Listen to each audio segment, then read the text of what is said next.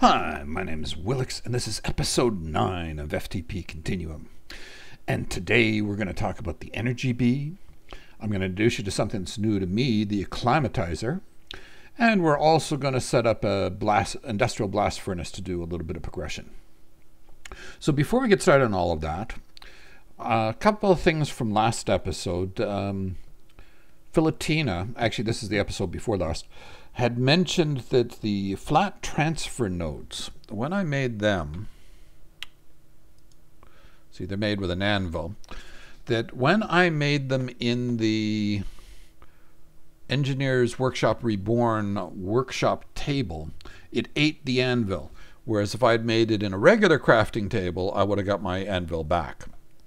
So don't make the same mistake I did. Make it in a regular crafting table instead. And I did report it as a bug to the team. So just covering that one off. But speaking of people that made suggestions, Robert Jenkins made a whole pile of really good suggestions. And the one that I'm going to speak about mostly is going to be the Acclimatiser. And what that does, I'd never used it before. It's from the genetics mod, not from Gendustry. And well, first off, to make it, lava bucket, the reinforced casing, which is just iron around a sturdy casing, and then the enhanced circuit boards, which we made before, and bronze gears we made before. So it's pretty simple to make, Acclimatiser. And it allows you to change the temperature and humidity trait for your bees. You can get them as much as +5 both ways on both things. So let me show you what I'm talking about. Now, first off, I'm going to work with a modest princess and modest drone. But let's show you what's going on here. Why I'm picking these ones. Now, if you take a look at this thing, it's going to need cactus. I got to remember that. So I got to put it near cactus. But it needs hot. And hot is 2 away from where we are right now. The way it goes icy, cold, normal, warm, hot, hellish. So we're in normal, it goes warm, then hot. I'm not going to be able to use this in this environment unless I get it so that it can go do 2 instead of 1 here. The 1 on this side is okay, but notice that it's only down 1. I want it to be at least both 1 on the climate and the humidity. So I'm going to do a few modifications to this bee right now. And no, that's not the one. That's the one for my fortune miner. This is the general one. That's not for a particular bee. Yeah, that's the one I want. So this is going to get both my humidity tolerance and my temperature tolerance as both 1, as well as things like fertility 4 and all the rest of that good stuff. So we're going to take... My bee's still in this. And put our modest princess in there and 1 modest drone in there. And that's going to do a little bit of an upgrade for them. Now, some of the other things that I did on this, if you notice, it's got the robotic for speed. So in between episodes, I did a bunch of bee stuff, and one of them was a robotic bee. Robotic Beam. That's robust. Here, robotic. So the robot bee takes an electrician and a clockwork. Electrician takes a clockwork and an engineer. Clockwork takes an engineer and a smelter. Smelter takes a modest, which I just used a drone that I had, and a graduate, and you get your smelter that way. And the trait for the robotic speed upgrade. Fastest is normally 1.7 times as fast. And in this case, it's going to be, for robotic, it's going to be 2.5 times as fast.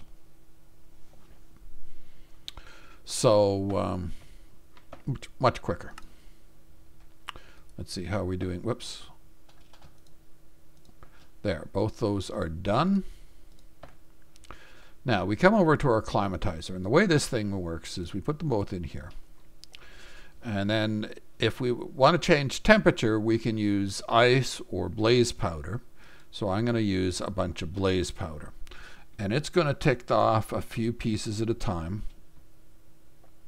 and it's going to start making changes to the bee, and it's going to take it a little while. So that's why I wanted to get started at the beginning of the episode. And it's going to go through like all three of these just for the princess. Then I'll have to give it even more to get it the rest of the way. All right, so let's get started. I said I'd do some bee breeding on screen here, and because I've already made myself energy bees, we'll talk about them in a minute, but I want to get started on the more difficult bees to make. So assassin involves some nasty bees. For instance, the devil bee involves demonic and a smelter.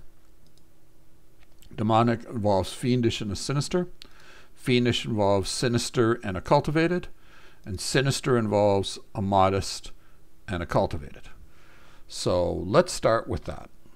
We're going to come over here, and we're going to take a cultivated and a modest, and that will give us our sinister queen.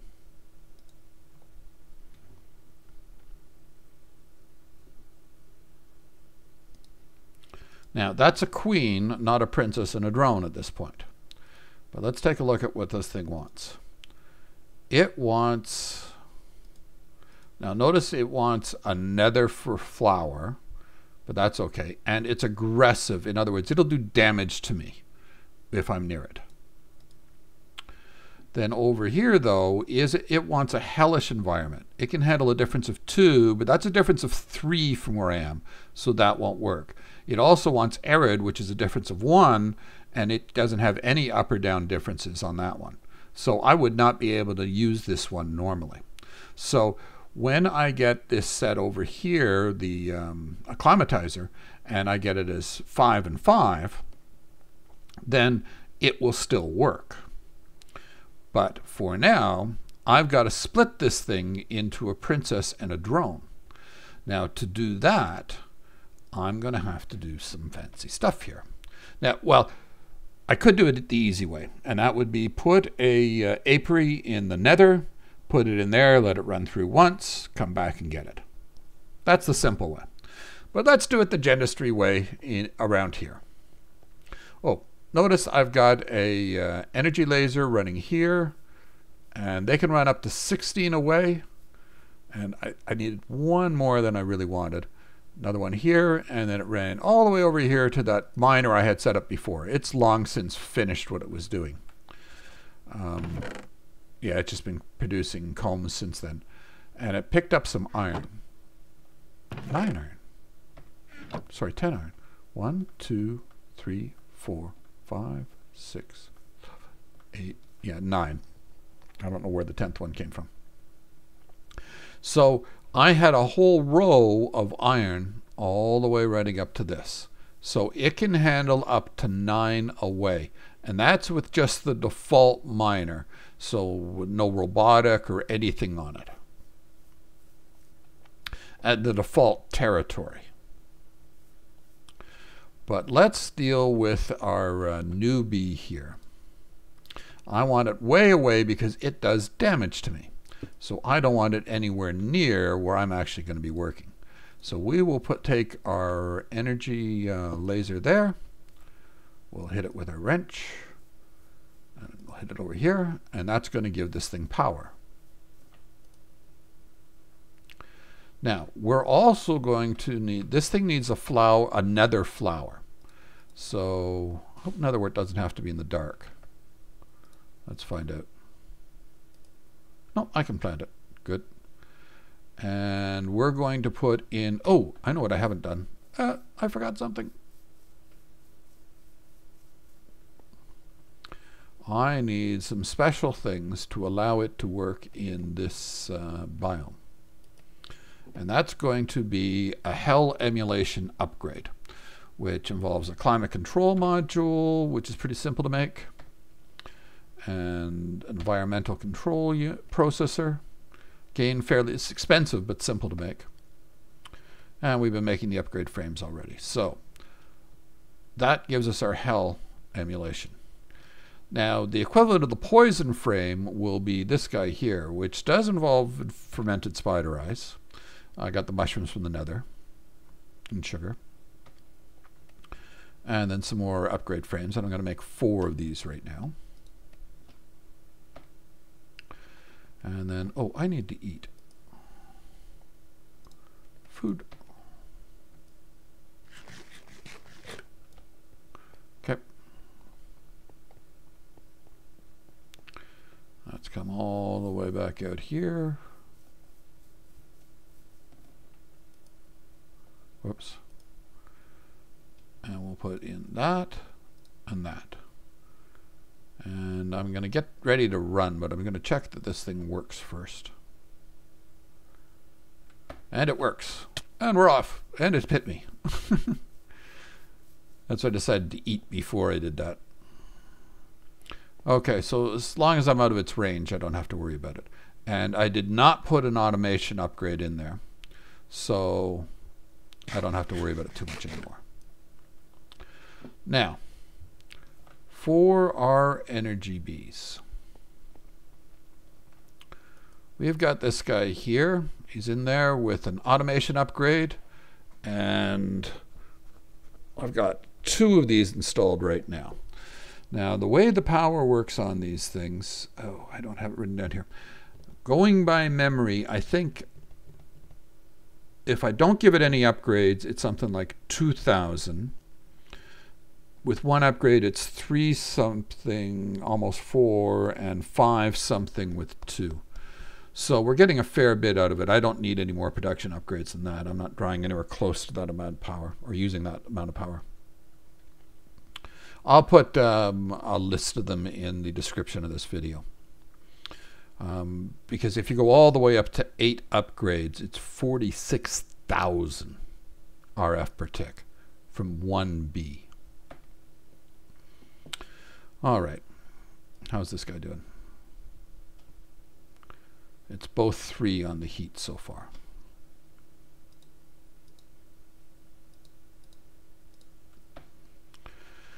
So, miners. I made myself some miners. I made a fortune miner. Silky fortune. So that took the miner, which I had from before, and a silky miner. Silky miner is a miner and engineer. So that was easy. I'm going to set up a silky later as well. I need at least one of those. A suggestion from somebody else I should run at least once. So I've got some of those for crafting recipes and things. And I don't turn all of the things automatically into blocks. So let's go over here. And here's what I set up for one of my miners. So I have an energy bee sitting up here. Good grief, these things produce a lot of combs. Why are the combs not coming out of there? Because this is full. That would be a good reason why it's not coming out of there. Yes, energy bees, well, actually, probably all of those bees create piles and piles of this. Okay, this was long since finished gathering all its ores and stuff. Now, it has a full 8 upgrades in there. And I did the same thing with iron again, and if we count it out, 1, 2, 3, 4, 5, 6, 7, 8, 9. So someone else had suggested in the comments that production upgrades increased the distance that it worked. It doesn't, from what I can see. But then I started wondering, they said that they were basing that on the fact that they got more with the production upgrades than they did without. And they thought it was because of the territory. Well, it's not the territory. Because if we come over here, I've got a much simpler setup. It's just the fortune miner. And again, it's running 1, 2, 3, 4, 5, 6, 7, 8, 9. Again, same distance. It's handling 9. And to me, it looks like it's getting pretty much the same amount of stuff. Yeah, I'd say it's pretty close. Now, obviously, with the extra production upgrades, this one was way quicker, but it was a lot more of a pain to set up. See, I couldn't rely on, there's no flat panel in there. There should be a flat panel in between those. Oh, well, so it's just sucking from these ones. I needed to set up all these extra transfer nodes so that this thing wouldn't get stuffed and it would all make it into the chest over here.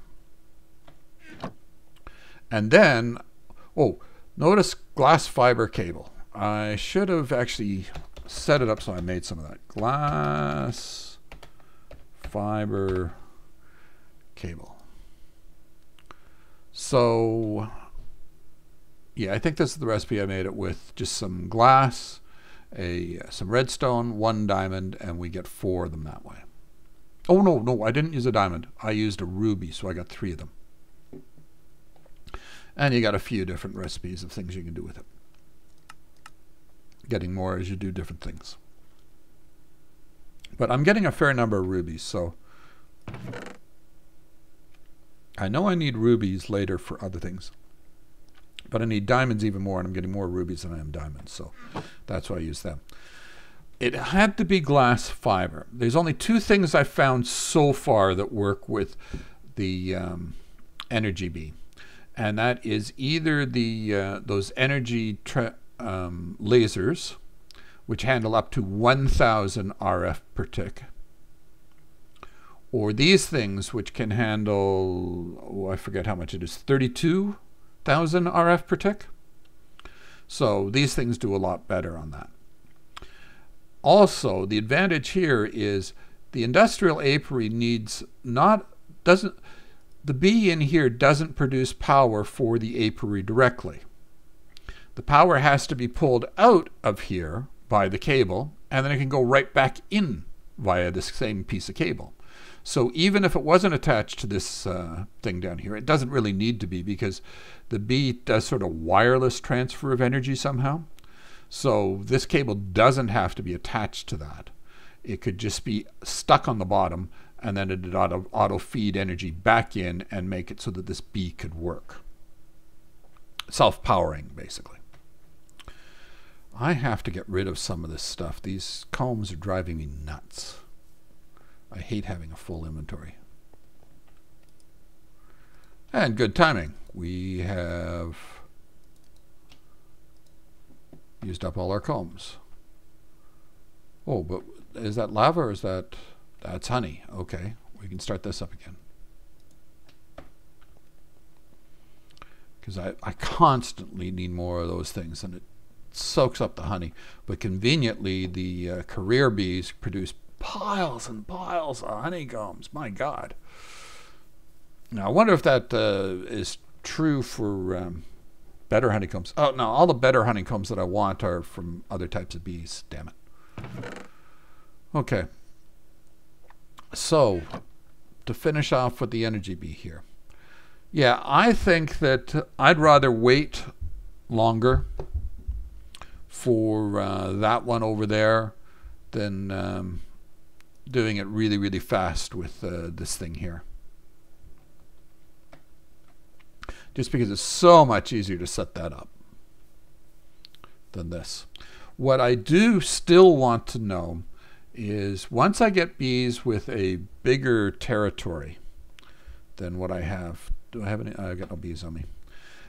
There's territory. The default is 9. 9 by 9 by 6, so it seems to be going 9 away. It's supposed to be 9 across, so 4 away.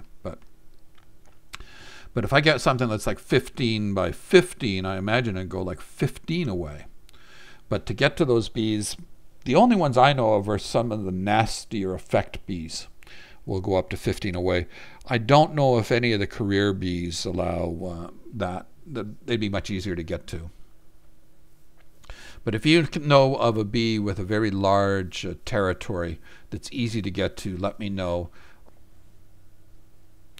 Bees I know of that have that sort of trait would be things like the vindictive bee or the vengeful bee or the avenging bee.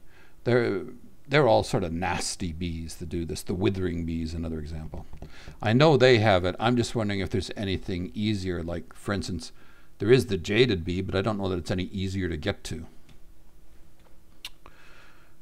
Let's take a look at jaded for a second.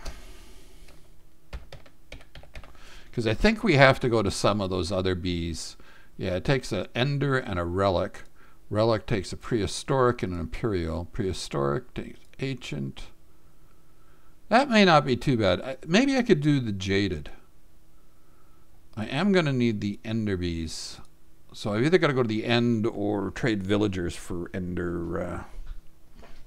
Yeah, I could just trade a villager for that. Prehistoric. Primeval. Secluded. Austere. Frugal. So again, we're back down to the Sinister. But maybe I could go up that route, jaded. Do that. How are you now?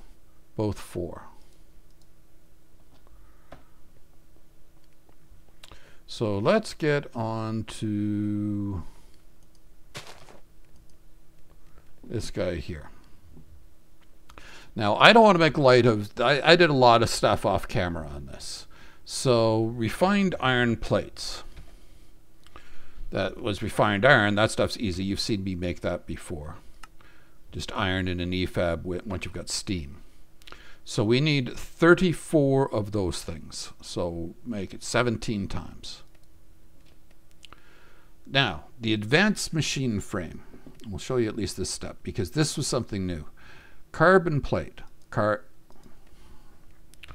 Recipe for carbon plate is the compressor. I made the compressor before. So I need a carbon mesh in the compressor. Carbon mesh needs carbon fiber in a crafting table. Carbon fiber needs pulverized coal, not charcoal, must be pulverized coal in a crafting table, get you the carbon fiber. So off camera, I made myself a grinder. Grinder is really easy to make, but I'll just show it.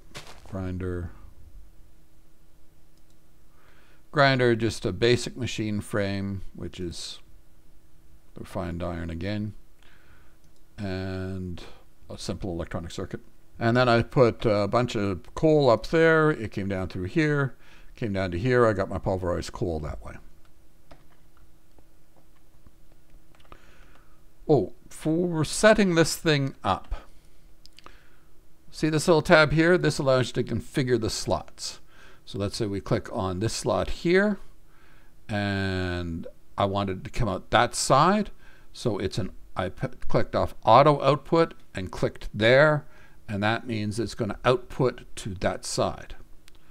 Then for this one, I made it blue up here. I don't know if color matters. I actually don't know that. I assume it does.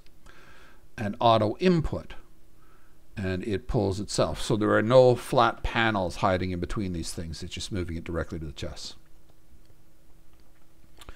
All right, so back to what we're crafting here. Here's another interesting one, the advanced alloy plates. I haven't made those on screen yet. So that takes advanced alloy ingots. Advanced alloy ingots, you take a mixed metal ingot and you put it in a furnace of some sort. The mixed metal ingot, you've got 12 different combinations you can make, and towards the end you get much more of them, like 9, where you're using things like tungsten in it. So I did it with just the first one here, refined iron ingot. That's just iron, bronze, I'm using lots of that, and tin.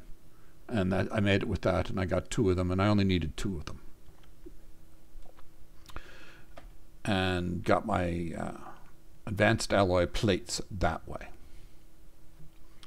And then the basic machine frame's easy. That's just iron in a refined iron in a thing. Okay, that gets us the industrial blast furnace itself.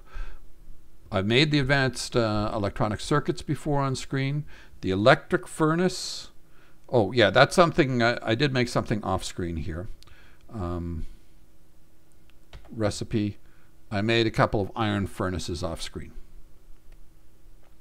Iron furnaces were just refined iron and a regular furnace. It's really simple stuff, but I did make them off screen, and that was a quest. So now I'm making the oh, here's the more interesting one. This takes copper ingots and nickel. And nickel, I was hesitant to use the nickel because I'd really want to use nickel later on in separators so that I get a little bit of platinum when I do it. But I just processed enough nickel to make this, which I had to do it twice because it's 3 and I need 4. So I ended up making 6 of them. And I got my industrial blast furnace that way. And we're going to take 2 buckets of lava with us when we go to set this up. And we're going to come over here and we're going to set it up. So we're going to put down your standard 3x3. And we're going to leave the center here hollow.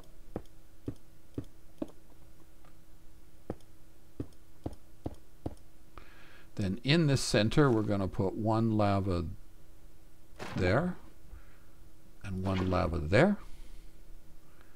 And then we're going to finish off like this. And I guess we can cover up top here again with some dirt.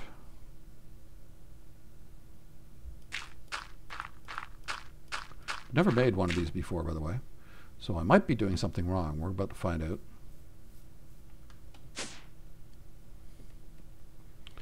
And then come over here and place down our industrial blast furnace.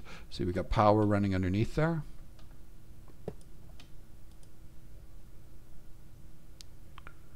And I hope that's what it takes to work. I don't think I need to hit it with a wrench or anything to get it to form. I think that's it. I think it's set. Okay, so that thing is done. Let's get rid of the dark so bees can do their thing.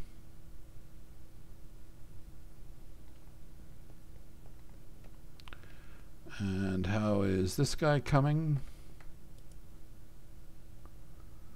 So that one finished as both 5.